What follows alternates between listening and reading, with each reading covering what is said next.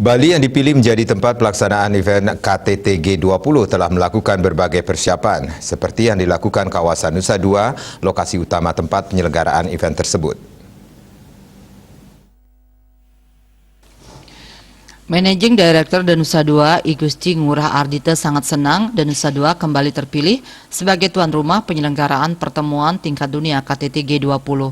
Pihaknya sudah siap menyambut seluruh rangkaian kegiatan KTT G20 yang akan dimulai pada Desember 2021 sampai puncak pelaksanaan pada Oktober 2022.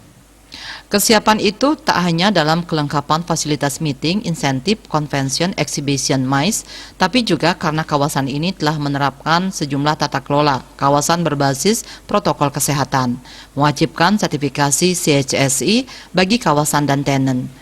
Seluruh tenen yang ada di kawasan juga sudah menyelesaikan program vaksinasi COVID-19 bagi seluruh pekerja di dalam kawasan serta mendorong pemanfaatan aplikasi Peduli Lindungi. Kawasan Danusa II memiliki akomodasi lebih dari 5.000 kamar hotel, juga tersedia fasilitas MICE yang mampu menampung lebih dari 20.000 delegasi. Pulau Peninsula juga dapat digunakan untuk berbagai kegiatan pendamping MICE. Sementara itu, dalam 5 tahun terakhir, Danusa II telah sukses menjadi tuan rumah event bertaraf internasional, di antaranya KTT APEC tahun 2013, Sidang Internasional Polis Interpol ke-85 tahun 2016, Annual Meeting International Monetary Fund World Bank Group tahun 2018, Bali and Beyond Travel Fair, serta Bali Democracy Forum. Yudi Karnaidi, Bali Post melaporkan.